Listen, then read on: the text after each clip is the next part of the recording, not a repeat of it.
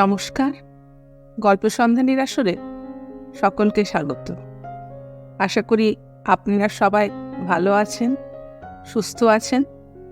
আজকে গল্প পাঠের আসরে আমার নিবেদন আমাদের কথাশিল্পী তারাশঙ্কর বন্দ্যোপাধ্যায়ের লেখা গল্প মালাকার।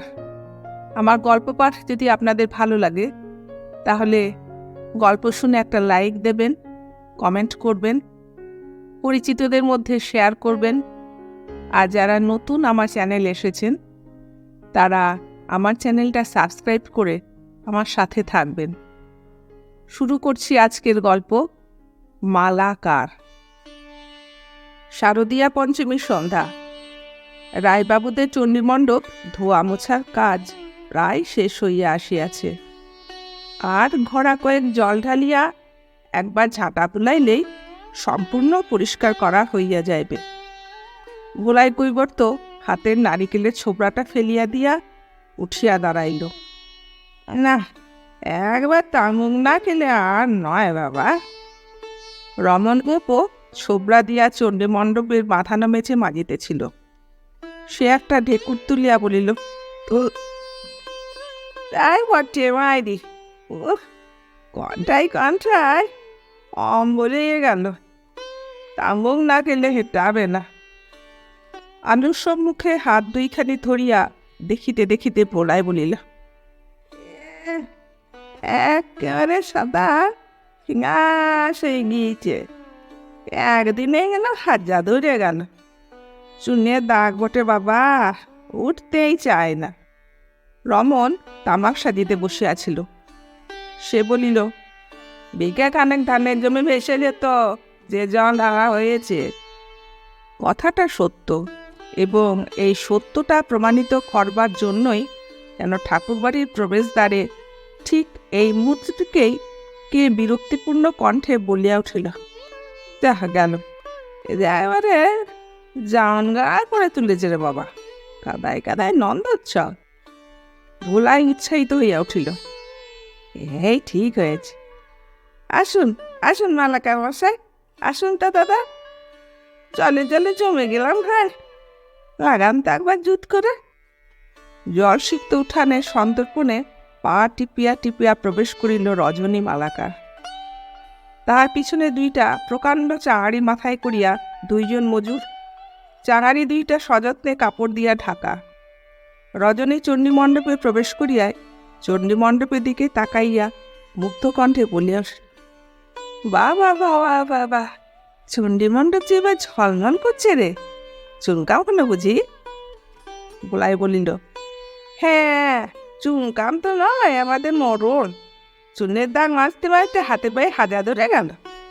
জল বসে বসে হালুনি ধরেছে। তাই তো বলছি, একবার লাগান তো ভাই। রজনী ফিক করিয়া হাসিয়া বলিল, দাদা আমার রসিক সুজন, নাও হাত পাতো। বলি, আছো কজন? সবাই করতেন নাকি? 1 2 3 4 5 6 ঋতু, আমাকে নিয়ে সাথে সমুদ্র। লে বাবা, সমুদ্রে পাদ্যার্ঘ। লে বাবা, পাদ্যার্ঘ করেই সেরেলে। সে কোঁচর হইতে একটা পুড়িয়া বাহির করিয়া খানিকটা গাঁজা ভোলাইয়ের হাতে দিল।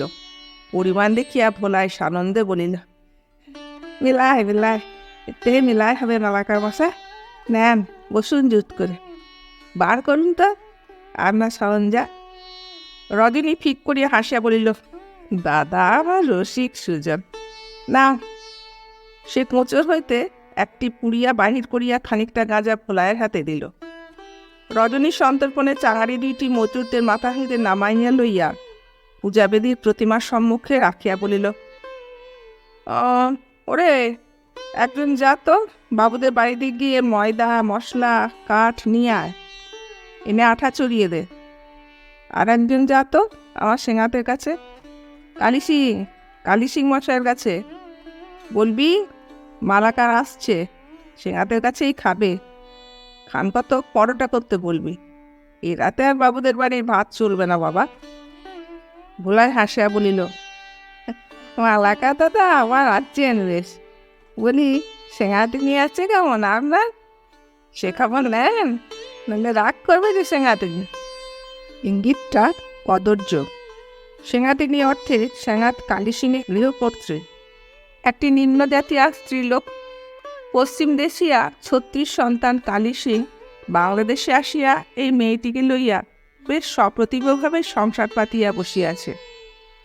লোকে বলে রজনীর এই মিত্রতার সূত্রপাত ওই মিত্রাণীর মোহে। মিত্রটি নিতান্তই গৌণ। লতা হইতে ফুল সংগ্রহ করিতে গেলে লতার অবলম্বন বৃক্ষে যেমন আরোহণ না করিলে চলে না, তেমনই আর কি। রজনী কিন্তু রাখিল না। সে হাসি মুখে বলিল, চাষা বলতে কত বড় দুটো হাঁ করতে হয় জানিস? ওই হাঁ দিয়েই সম্পত্তি তোদের বেরিয়ে যায়, বুঝলি? রোকায় প্রণাম কি সবাইকে চলে রে বাবা? তা চলে না। নে, কই কি করলি দেখি, দে আমাকে দে। ভোলায় বেশ একটু অপ্রতিভ হইয়া পড়িয়াছিল। জাতি তুলিয়া রহস্য করায় রাগও তাহার একটু হইয়াছিল, কিন্তু হাতের ওই সামান্য খানিকটা বস্তুর খাতিরে তাহার আর কিছু বলিবার উপায় ছিল না। সে নীরবেই হাতের গাঁজাটুকু রজনীর হাতে ঢালিয়া দিল। সরঞ্জামাদি বাহির করিয়া রজনী গাঁজা তৈয়ারি করিয়া বলিল, নেন টিকে তা দে, অতঃপর গঞ্জিকা পর্ব। ছোট কলকিটি হাতের পর হাত ফিরিয়া ঘুরিয়া চলিল। আসরটা নীরব নিস্তব্ধ। প্রত্যেকেই প্রাণপণে টান মারিয়া শ্বাস রুদ্ধ করিয়া ধোঁয়া বুকের মধ্যে আবদ্ধ করিয়া রাখিয়াছে। কথা বলিবার অবসর নাই। কলকেটা নিঃশেষ হইয়া গেলেও কিছুক্ষণ সকলে বোধ হইয়া বসিয়া রহিল। বাহ্যলোকী সেই সম্বন্ধ যেন ধীরে ধীরে চুকিয়া আসিতেছে। কিছুক্ষণ পর নিস্তব্ধতা ভঙ্গ করিল ওই মজুরটা। সে বলিল, আটা হয়ে গিয়েছে গো, লেগে পড়ে না এবার, শেষ হতে রাত কত হবে ভাবে না একবার। রজনীর চমক ভাঙিল। সে সজাগ হইয়া বলিল, তুমি বেটা আমার ফকিরা ছোড়া, চোখ মুছতে মুছতে 7 সমুদ্র 13 নদী পার হয়ে গিয়েছে, আটা এর মধ্যে। ভোলায় অকস্মাৎ রজনীর হাত দুটি ধরিয়া বলিল, মার্জনা করতে হবে দাদা। মার্জনা? কিসের মার্জনা? রজনী আশ্চর্য হইয়া গেল।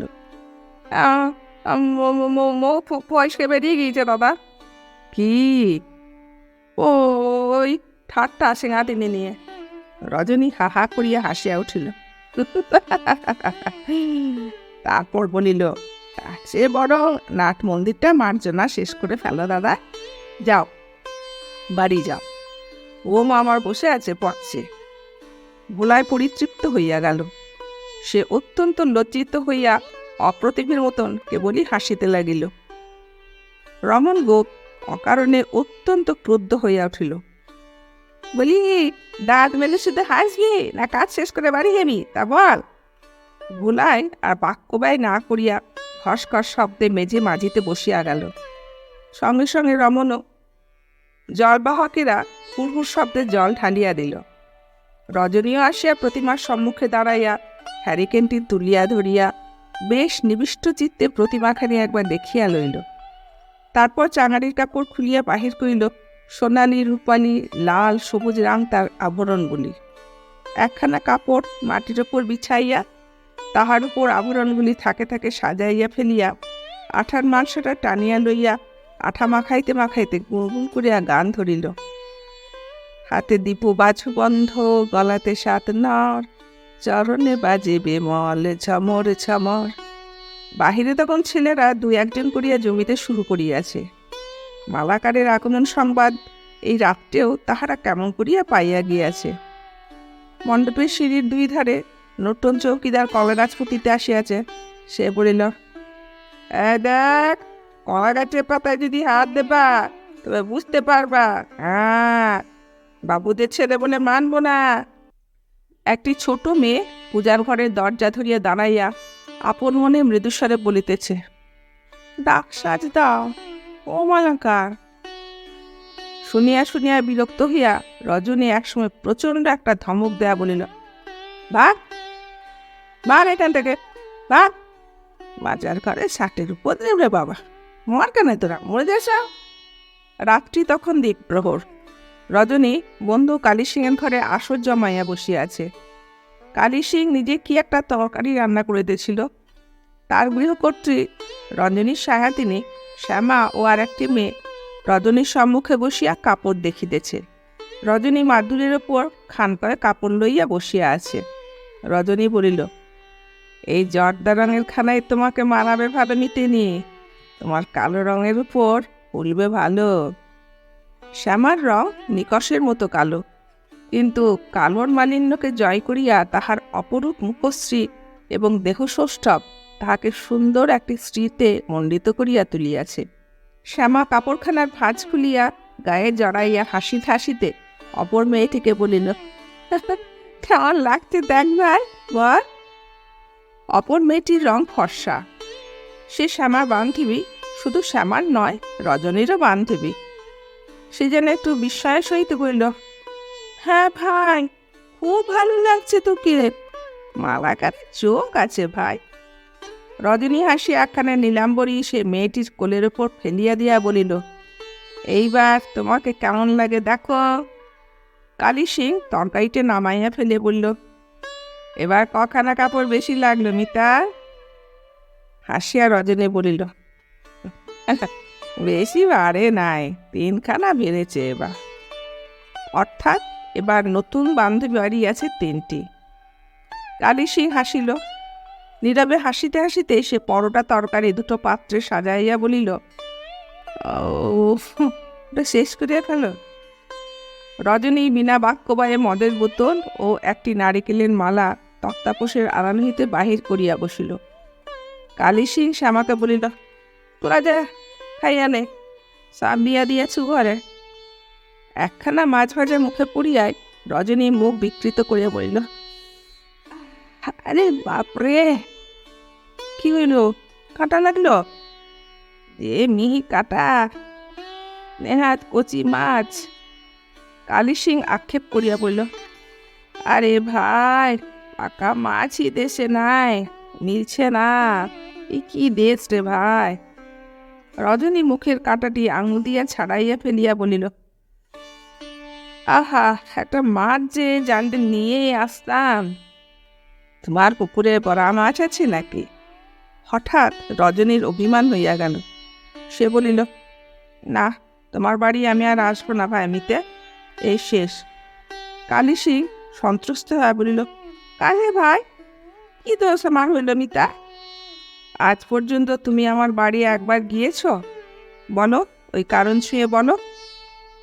কালী সিং সাগ্রহে তার হাত চাপিয়ে ধরে বলিল, যাব, জরুর যাব, তুমি শাদি করো, জরুর যাব। রক্তবর্ণ চোখ দুইটা বিস্ফারিত করিয়া রজনী বলিল, শাদি, বিয়ে? তারপরে সে অকস্মাৎ হেই করিয়া হাসিয়া আকুল হইয়া মাটিতে গড়াইয়া পড়িল। কালী সিং গম্ভীর মুখে আবার তাহার হাত ধরিয়া বলিল, সেও না মিতা, আমি বলছি তুমি শাদি করো, ইসমে সুখ নাই ভাই মিতা। রজনীর কিন্তু হাসি থামিল না। কালী সিংয়ের আবেগ শেষ হয় না, সে আবার বলিল, হাসিও না মিতা, আমার কথার জবাব দাও তুমি, না তো আমি আর কারণ ছবে না। রজনী গম্ভীর হইয়া বলিল, বলো, কত রোজগার তুমি করো ভাই? সাজবাদ বলো। তা তোমার? ভ্রুকুঞ্চিত করিয়া মনে মনে হিসাব করিয়া রজনী বলিল, তা 300 টাকা হবে, তা খুব।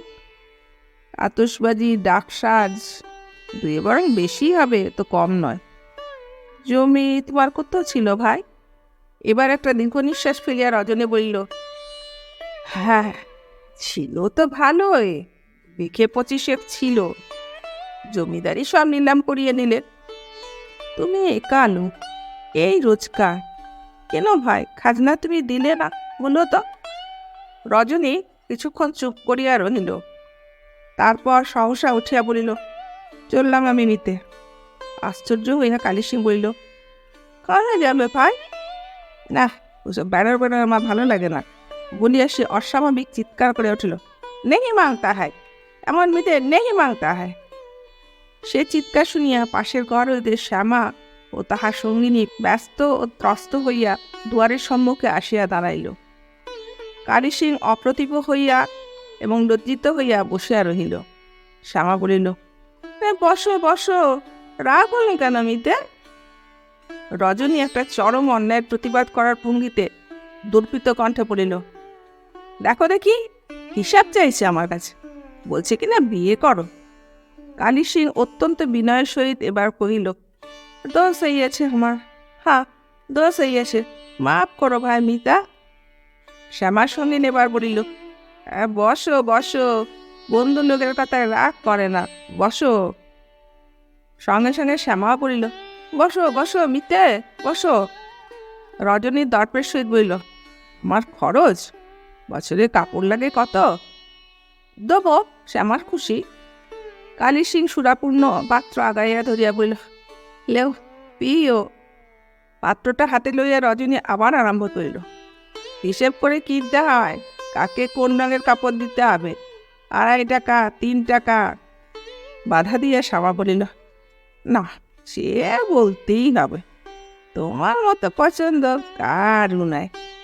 রজনীর মনের উত্তাপ মুহূর্তে শীতল হইয়া গেল। অনিয়ম, উচ্ছৃঙ্খলতা ও স্বেচ্ছাচারের উন্মত্ত আনন্দের আশা রজনী যে কেমন করিয়া পাইয়াছিল তাহার নির্দিষ্ট কোনো ইতিকথা নাই, তবে সে পাইয়াছিল। দেশে একটা কথা প্রচলিত আছে, কারিগরের পাত 50 ব্যঞ্জন আছে, নাই কেবল ভাত। অর্থাৎ 50 ব্যঞ্জনে তাহাদের সর্বস্ব ব্যয়িত হইয়া গিয়া অন্যের বেলাতেই অভাব ঘটিয়া যায়। অপব্যয়টা তাহাদের স্বভাবসিদ্ধ ধর্ম। রজনীরাও বংশানুক্রমে ডাকসাজ ও আতশবাজির কারিগর, এই উচ্ছৃঙ্খলতাও বংশানুক্রমিক। নিয়মের সূত্র ধরিয়া কল্পনা করার ইতিহাস নয়, ইতিহাস বিশ্লেষণ করিয়াই নিয়মের সূত্রটা লোকে উপলব্ধি করিয়াছে। রজনীর পিতামহ পিতা সকলেই ছিল নেশায় এবং নারীতে আসক্ত, রজনীরও তাই। তাহার উপর নিতান্ত অল্প বয়সে পিতৃমাতৃহীন হইয়া অবাধ জীবনে সে এই ধারাতেই চলিয়াছে। বিবাহ করে নাই, সে প্রবৃত্তিও নাই, উপার্জন আছে, সঞ্চয় নাই। পৈতৃক সম্পত্তিগুলো এক একের নামমাত্র ঋণ বা খাজনা বাকির দায়ে নিঃশেষিত হইয়া বসিয়াছে। রজনীর তাহাতে ভ্রুক্ষেপও নাই। হাতে অর্থ আসিলেই উন্মত্ত অভিসারে বাহির হইয়া পড়ে। সে অর্থ নিঃশেষিত করিয়া নিঃসম্বল হইয়া ফিরিয়া সে আবার কাজে লাগে। তবে কাজ তার খুব ভালো। তার হাতের ডাকসাজের মতো এমন ডাকসাজ কাহারও হাতে বাহির হয় না। আতশবাজিতেও সে অপরাজেয়। তাহার ফানুস আজই জ্বলিয়া যাইতে কেহ দেখে নাই। রাত্রির আকাশের অনন্ত অন্ধকারের মধ্যে সেগুলি মিলাইয়া যায়। হাউইবালির আকাশ কুসুমের রং এত বিচিত্র কাহারও হয় না। রজনী অহংকার করিয়া বলে, হাত আর চোখ এ থাকতে কারুকে তোয়াক্কা করি না মাবই। কিন্তু অকস্মাৎ রজনীর সে দম্ভ একদা চূর্ণ হইয়া গেল। হাত, চোখ, এমনকি সমস্ত দেহ সুস্থ নীরব থাকা সত্ত্বেও তাহার ব্যবসা উপার্জন সব বন্ধ হইয়া গেল। স্বরাজ স্বরাজ করিয়া সমস্ত দেশটা যেন পাগল হইয়া উঠিল। ছেলেরা দলে দলে জেলে যাইতেছে, পুলিশ আসিয়া ঘরবাড়ি তছনছ করিয়া দেয়। ছেলেদের মাথা ফাটিয়ে রক্ত পড়ে, তবু তাহারা বন্দে মাতরম বলিতে ছাড়ে না। শুধু বন্দে মাতরমও নয়, আরও কত বলে, রজনী সে বুঝিতে পারে না। রজনীর রক্ত টকবক করিয়া ফুটিয়া ওঠে, মন উত্তেজনায় সহানুভূতিতে ভরিয়া ওঠে। কিন্তু সহসা সে একদিন উপলব্ধি করিল, এই সমস্তের ফলে সর্বনাশ হইয়া গেছে তাহারই। ভাদ্র মাসে শারদীয়া পূজার ডাকসাজ এবং আতশবাজির বায়না নিতে রামনগরের বাবুদের বাড়িতে গিয়া শুনিল এবার বায়না হইবে না। ডাকসাজ আতশবাজি দুই বন্ধ।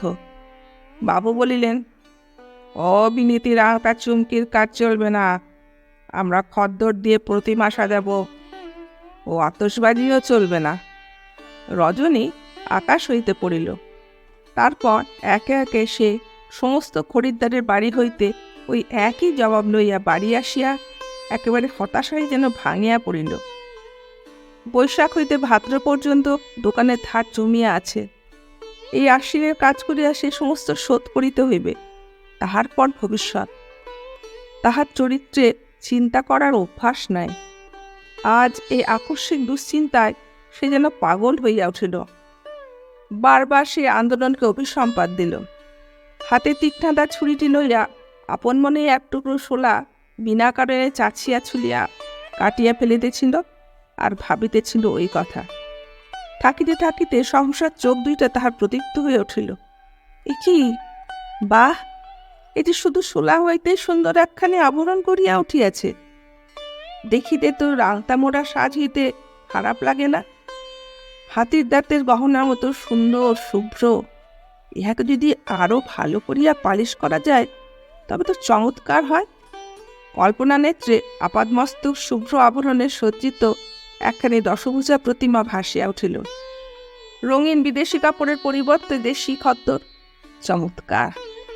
শিল্পীর দৃষ্টি লইয়া সেই কল্পনার প্রতিমাখানির বারবার সে বিশ্লেষণ করিয়া দেখিল। তাহার মনে হইল এমন সুন্দর মূর্তি কখনো কেউ দেখে নাই। লাল নীল খদ্দরের প্রান্তে সাদা শোলার পাড়, সর্বাঙ্গে শুভ্র আলোর মতো আবরণ।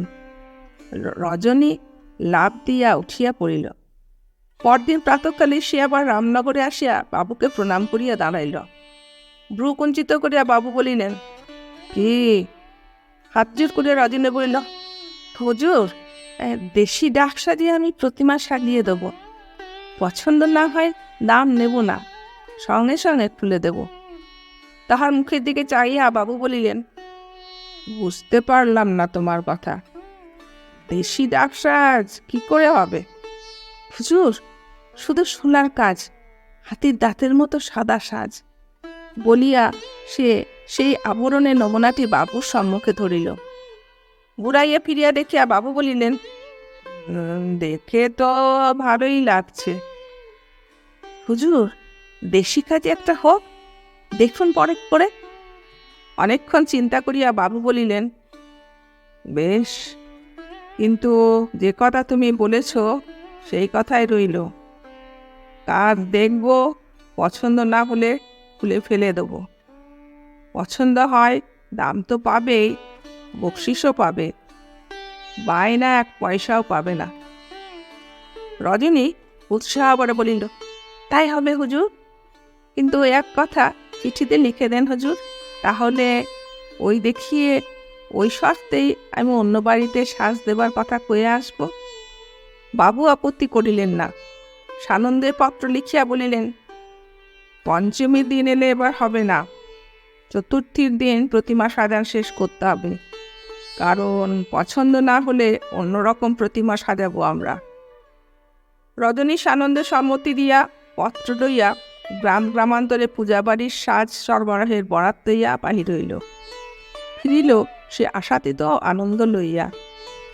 এবার কাজ পাইয়াছে অনেক বেশি, কিন্তু ওই শর্তে। বাড়িতে আসিয়া আনন্দের প্রথম উচ্ছ্বাসটা কাটিয়া যাইবা মাত্র সে মাথায় হাত দিয়া বসিল। সে করিয়াছে কি? বরাত তো লইয়াছে, কিন্তু বায়না যে এক পয়সাও পায় নাই। 150-200 টাকার কাজ করিতে অন্তত পক্ষে 25-30 টাকার জিনিস চায়, না আরো বেশি। রঙিন কাপড়ই চাই অনেকটা। কাপড় না হয় দোকানে সে ধারে মিলিবে, কাপড়ের দোকানের একজন মোটা খরিদ্দার সে, দোকানি তাহাকে কাপড় ছাড়িয়া দিতে আপত্তি করিবে না। কিন্তু শোলা এবং অন্যান্য জিনিসগুলোর কি হইবে? সম্মুখে শ্রীপুরে নাগপঞ্চমীর মেলা, শোলার আমদানি ওইখানে। শোলার টাকার জন্য সে ব্যাকুল হইয়া উঠিল। সহসা আজ তাহার মনে হইল, ঘরে মা, ভগ্নী কি স্ত্রী থাকিলে আজ তাহাকে ভাবিতে হইত না। গায়ের গহনা তারা হাসি মুখেই খুলিয়া দিত। অবশেষে অনেক চিন্তা করিয়া সে মিতা কালী সিংয়ের কাছে আসিয়া সমস্ত বলিয়া বলিল, 30টি টাকা তোমাকে ধার দিতেই হবে ভাই মিতে, এই পুজোতেই তোমাকে শোধ দেব। কালী সিং বিনা আপত্তিতে টাকা কয়টি তার হাতে দিয়া বলিল, আমি দিলাম চুপসে, তুমি দিবে আমাকে চুপসে। ওইকো বলিও না মিতা, আমাকে কবিও বলিও না। রজনী হাসিয়া বলিল, কেন, কেড়ে নেবে নাকি? জরুর নিবে ভাই, ওর যদি জানে ভাই আমি টাকা লুকাইয়া রাখি, তবে কোন জানে ভাই এই রোজ খুন করিয়া দিবে না। রজনী আশ্চর্য হইয়া গেল। বলো কি মিতে? ঠিক বলে ভাই, তোমার কারবার এই লোকের সাথ 2-4 রোজকে। তুমি জানে না ওর জাতি এমন আছে। ছেড়ে দাও না কেন, ঝাঁটা মেরে দূর করো। পারি না মিতা, পারি না। কালী সিং একটা দীর্ঘ নিঃশ্বাস ফেলিল। রজনী গৌরব ভরেই বলিল, দেখো ভাই, আমার তাহলে বাহাদুরি আছে, ধরি মাছ গাছেই পানি। কালী সিং চুপ করিয়া তাহার সম্মুখে রাস্তাটার দিকে চাহিয়া রহিল, কোনো উত্তর দিল না। মেলাতে আসিয়া সে একটি একটি করিয়া বাছিয়া আপনার মনোমতো ছোলা দিয়া প্রকাণ্ড একটি আটি বাঁধিয়া ফেলিল। ছোলা এবার বিক্রি নাই বলিলেই চলে, কাজে দোকানদারও আপত্তি করিল না। দাম দর শেষ করিয়া সে 2টা টাকা বায়না দিয়া বলিল, আমার মাল আটি বাঁধাই রইল ভাই দোকানে, কাল সকালে বাকি মিটিয়ে নিয়ে যাও। এখনো অনেক জিনিস কিনতে বাকি, সেগুলি কিনতে হইবে। রং, মিহি সুতা, গোটা 2 ধারালো ছুরি, কাঁচি। মনে মনে বাকি জিনিসগুলো হিসাব করিতে করিতেই সে বাহির হইয়া পড়িল। 2 পাশে সারি সারি দোকান, পথে আনন্দ উন্মত্ত জনতা, হাসি, চিৎকার, কলরব। রজনী জনতার মধ্যে মিশিয়া গেল। চিলাও চিলাও, 1 रुपया में 2 रुपया, नसीब का खेल চিলাও। জুয়ার আড্ডা, জুয়ার আসন খেয়ার লোকের কি ভিড়! খেলাটা রজনীর দেখিতে ভালো লাগে। রজনী ভিড়ের মধ্যে ঠেলিয়া ঢুকিয়া গেল। বলিহারি বলিহারি, লোকটা খেলোয়াড় বটে। হাতখানা জুয়ার খুঁটি লইয়া খেলিতেছে, কেউটে লীলের মতো ক্ষিপ্র বঙ্কিম গতিতে। একটি ঘর মারিয়া বারবার চলিয়াছে, ঘরটা বাঁধিয়া একজন দানের পর দান ধরিয়া চলিয়াছে। অকস্মাৎ একটা তীব্র গন্ধে রজনীর নাসারন্ধ্র ভরিয়া উঠিল, মদের গন্ধ। মুহূর্তে রজনীর বুকের মধ্যে একটা অদম্য তৃষ্ণা জাগিয়া উঠিল। সে ভিড় ঠেলিয়া বাহিরে আসিয়া এক বিচিত্র অনুসন্ধানের দৃষ্টিতে চারিদিকে চাহিয়া খুঁজিতে আরম্ভ করিল। এসবের গোপন পথঘাট রজনীর অবিদিত নয়। সে কিছুক্ষণ লক্ষ্য করিয়া একটা মাংস, ডিম, পরোটার দোকানে গিয়া প্রবেশ করিল। গরম শরবত দেবেন তো একটা? দোকানদার তাহার মুখের দিকে চায় তাহাকে দেখিয়া লয়ে বলল, ডবল দাম কিন্তু। রজনী হাসিয়া বলিল, নাম জানি আর দাম জানি নে, সে জানি। একটা পর্দা ঘিরা ঘর দেখাইয়া দোকানে বলিল, বসুন গিয়ে, খাবার কি দেবো? পর্দা ঠেলিয়া প্রবাস করিতে করিতে রজনী বলিল, পোয়াখানেক মাংস আর 2টো ডিম, ব্যাস। দোকান হইতে যখন সে বাইর হইল, তখন সমস্ত মেলাটা আলোয় আলোময় হইয়া গিয়াছে। রজনীর মনে হইল সব যেন হাসিতেছে, সমস্ত কিছু হইতে দীপ্তি যেন ঠিকরাইয়া পড়িতেছে। সে আগাইয়া চলিল। 2 ধারে দোকানের পর দোকান চলিয়াছে, আলোকোজ্জ্বল পণ্য সম্ভার যেন সব ভাসিয়া চলিয়াছে।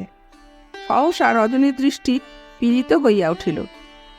মেয়েটি দেখিতে সুশ্রী, কিন্তু বেমানান বেশভূষায় কি বিশৃঙ্খলা লাগিতেছে। রজনীর দৃষ্টি ফিরাইল পাশের মেয়েটি কদর্য দেখিতে।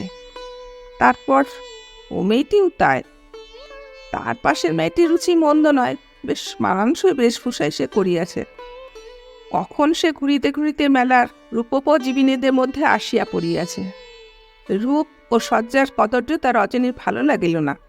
সে ফিরিল।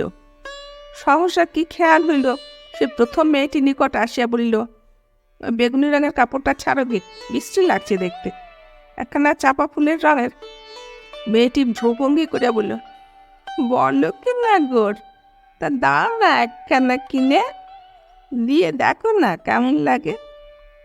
পাশের মেয়েগুলি ও সম্মুখে জনতা খিলখিল করিয়া হাসিয়া উঠিল। রজনীর মাথার ভিতরটা চঞ্চল করিয়া উঠিল। একটা তর্পিত ভঙ্গিতে মেয়েটির মুখের দিকে চাহিয়া হনহন শব্দে সেখান হইতে চলিয়া গেল। 8 ঘণ্টা পরে সে আবার ফিরিল, তাহার কাঁধে একটা বোঁচকা। অল্পক্ষণ পরে রূপোপজীবিনীর পল্লীটা মুখর হইয়া উঠিল। তাহারা গোল হইয়া বসিয়া রজনীর গুণগান আরম্ভ করিল।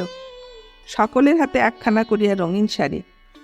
সে মেয়েটি চাপা ফুলের রঙের কাপড় পরিয়া রজনীর হাতখানি ধরিয়া বসিয়া আছে। মধ্যস্থলে রজনী বসিয়া মৃদু মৃদু হাসিতেছে। আলোগুলি নিভিতে ছিল, প্রভাত হইয়া আসিয়াছে। গতরাত্রির উৎসব আয়োজনের অবশেষ আবর্জনা হইয়া সমস্ত মেলাটাকে কদর্য করিয়া তুলিয়াছে। উচ্ছিষ্টে আবর্জনায় পথঘাট পরিপূর্ণ। একটা বাসি দুর্গন্ধে পেটের ভেতর মোচড় দিয়া ওঠে। ভাদ্রের সজল বাতাসে মানুষের গায়ে শীত ধরিয়া উঠিতেছে। শীতে কাঁপিতে কাঁপিতে রজনী উঠিয়া বসিল। একটা গাছতলায় সে শুইয়া আছে।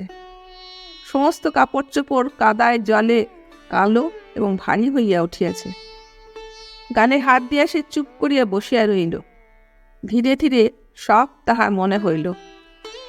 একবার কোমরের গেজেটা পরীক্ষা করিয়া দেখিল, গেজেটা আছে কিন্তু শূন্য। কঠিন গোলাকার বস্তু একটিও হাতে ঠেকিল না। উপায়? শূন্য দৃষ্টিতে সে সম্মুখের দিকে চাহিয়া রইল।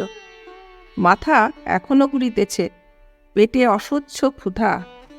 সমস্ত অগ্রাহ্য করিয়া সে ভাবিতেছিল, উপায়? বাড়ি ফিরিয়া যাওয়াই ভালো। কিন্তু তারপর 8 টাকা কোথায় মিলিবে? সোলা শহরে গেলেও মিলিবে, কিন্তু টাকা? এ মেলা হয়তো কোনো দিকে চলিয়া গেলে হয় না, যে কোনো দিকে।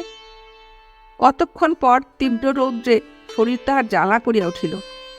পরিষ্কার ভাদ্রের আকাশে সূর্য আজ যেন জ্বলিতেছে। রজনী উঠিয়া দাঁড়াইল। পথ আবার লোকজনে ভরিয়া উঠিয়াছে। দলে দলে মেয়ে ছেলে মনসাতলায় পুজো দিতে চলিয়াছে। একটা পথের মাকে চলন্ত জনস্রোত অত্যন্ত মন্থর। পথের সংকীর্ণতা হেতু ভিড়ও অসম্ভব। সম্মুখে একদল পূজার্থিনী স্ত্রীলোক, সঙ্গে ছোট ছোট কয়েকটি ছেলে মেয়ে। সহসা রজনীর চোখ অস্বাভাবিক হইয়া উঠিল। দাঁতে দাঁতে আপনা-আপনি যেন মৃদু ঘর্ষণ করিয়া উঠিল। কোলের কাছে একটা ছোট মেয়ে, গলায় এক কাছে সোনার বিছে হার। হাতের আঙুলে আঙুলে সে সজোরে ঘষিতে আরম্ভ করিল। বাঘটা ঘুরিয়াই 2টা পথ। রজনী চট করিয়া একটা পথে ঘুরিয়া গেল। পিছনে শিশুকণ্ঠে একটা আর্তস্বর সমস্ত উন্মত্ত কলরবকে ছাপাইয়া ধ্বনিত হইয়া উঠিল,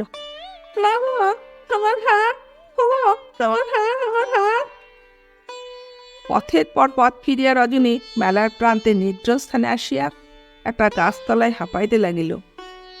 সর্বাঙ্গ তাহার থরথর করিয়া কাঁপিতেছে। বুকের ভিতর একটা সীমাহীন অসহ্য যন্ত্রণা। চতুর্থী দিন সে প্রতিমা সাজাইতে বসিল। বাবু নিজে আসিয়া সম্মুখে চেয়ার লইয়া বসিলেন। আপাদমস্তক অমন ধবল আভরণের দিকটিতে প্রতিমা যেন হাসিয়া উঠিল। মাথার শুভ্র মুকুটের ওপর একটি করিয়া নীলকণ্ঠ পাখির নীল পালক। কাঁধ হইতে প্রতিমার চরণ স্পর্শ করিয়া শরতের সাদা মেঘের মতো আঁচলা। কটিতট হইতে লাল খদ্দরের কাপড়ের প্রান্তদেশে রূপার পাড়ের মতো সাদা পাড়। জমির মধ্যেও ফুল। সমস্ত কারুকার্যের সমন্বয়ে রচিত আভরণ ও সজ্জায় প্রতিমার রূপ ঝলমল করিয়া উঠিল। বাহিরে ছেলের দল মুগ্ধ বিস্ময়ে প্রতিমার সজ্জা দেখিতেছিল। কয়টি ছোট ছেলে ডাক চুরির চেষ্টায় গুড়গুড় করিতেছে। একটি ছোট মেয়ে দরজার আড়ালে দাঁড়াইয়া দেখিতে দেখিতে কাতর অনুনয়ে বলিতেছে, ডাক দাও মালাকা, ও এমনি হার দাও। বাবু ব্যস্ত হইয়া বলিয়া উঠিলেন, করলে কি? হাত কাঁপছে তোমার কেন রে? মেয়েটি তখনও বলিতেছে, হাত দাও মালাকা, মালাকা। শেষ পর্যন্ত বাবু পরম পরিতুষ্ট হইলেন। বলিলেন, তোমার কথা আমি খবরের কাগজে লিখব। প্রতিমার ফটো তুলে সাজের নমুনা আমি ছাপিয়ে দেব। তুমি একজন উঁচু দরের কারিগর, যাকে বলে শিল্পী। অন্যবার রজনী 15 টাকা বিদায় পাইত। এবার বাবু তাহার হাতে 25 টাকার নোট তুলিয়া দিলেন। সমস্ত প্রতিমা শেষ করিয়া কালী সিংহের ঘরে আসিয়া রজনী তাহার টাকা কয়টি গনিয়া দিল। কালী সিং বলিল, শ্যামাবাড়ি রাগ করিয়াছে মিতা। রজনী জিজ্ঞাসা দৃষ্টিতে তাহার মুখের দিকে চাহিল। কালী সিং বলিল, পুরুষ তুমি ওখানে আইলে ভাই, এখানে আইলে না। তোমার বন্ধু লম্বি আসিয়াছিল। রজনী উত্তর দিবার পূর্বেই শ্যামাই এসে উপস্থিত হইল। কি গমিতে, ভুলে গেলে নাকি? হ্যাঁ, তাই কি ভুলতে পারি? রজনী ম্লান হাসি হাসিল। তবে সেদিন এলে না, এখনো কাপড় পেলাম না আমরা। কাপড় এবার আর পারলাম না মিতেনি, আর পারবও না। সে হাত জোর করিল। বটে, তামাশা হচ্ছে বুঝি? দেখি তোমার বোচকা দেখি। শ্যামা নিজেই বোচকাটা টানিয়া লইয়া খুলিয়া ফেলিল। সবিস্ময়ে বলিল, এ কি, এতে সব ছোট ছেলে মেয়েদের জামা, এ কিভাবে? রজনী হাসিয়া বলিল, এবার থেকে মামনি খুকুমণিদের সাজাবো মিতেনি, তোমাদের তো সাজালাম অনেক দিন। বলিয়া সে বিচিত্র বর্ণের ঝলমলে ছোট ছোট জামাগুলি বহুমূল্য বস্তুর মতো সযত্নে গুছাইয়া তুলিতে আরম্ভ করিল। নমস্কার, আমার গল্প পাঠ এখানে শেষ করলাম। সকলে ভালো থাকবেন।